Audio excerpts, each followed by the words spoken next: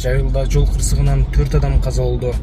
Бүгүн 2025-жылдын 20-июнунда саат 6:00 чамасында Чүй облусунун Жайыл районуна караштуу Ош-Бишкек унаа жолунун 170-чакырымында оор жол кырсыгы катталып, 4 адамдын өмүрү кыйылды. Бул тууралуу жол кыймылынын коопсуздугун камсыздоо башкы башкармалыгынан билдиришти.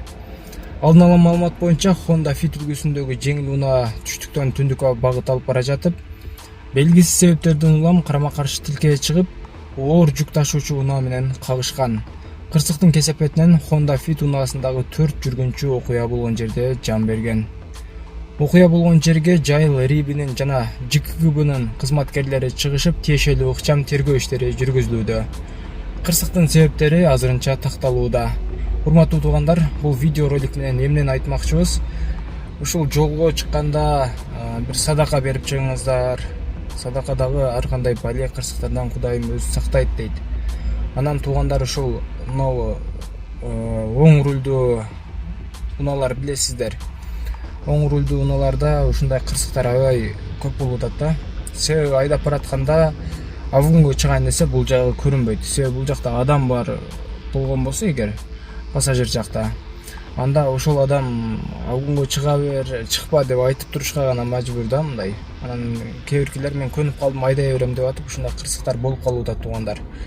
Ушундан аябай сак болойлу, баарыбыз ушул садака берип, жолдо жүргөндө абайлап жүрүңүздөр. Үй бүлөңүздөр, ата-энеңиздер баары күтүп атат туугандар. Баягы күнү интернетти карап отурсам, бирөө чыгып Тойбос компаниясын абдан жамандап атат. Чочконун эти бар экен, арам экен, ал экен, бул экен дейт. Бир далили жок. Экспертизадан ДНКсы чыкты дейт. ДНК деген сөздү үйрөнүп алыптыр.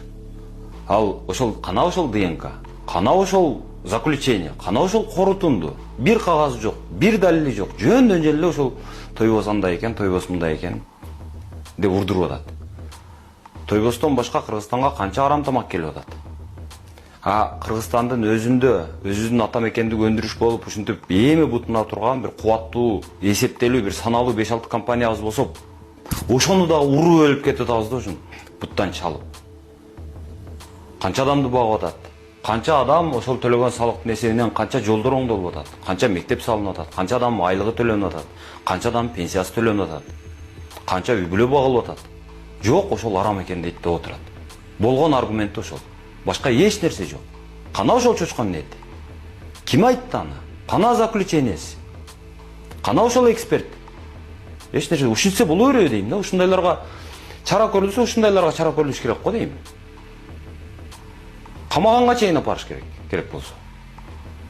Себеби анын зыяны, ал